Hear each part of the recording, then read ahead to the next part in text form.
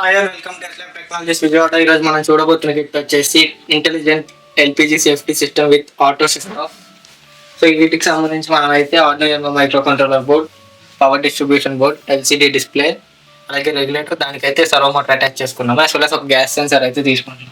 so ఎప్పుడైతే kitchen setup అయితే ఈ విధంగా బిల్డ్ చేసుకున్నామో, ఎప్పుడైతే గ్యాస్ లీకేజ్ అని ఉన్నట్టు మనకు తెలుస్తుందో, సో ఈ విధంగా మనం లైటర్ గ్యాస్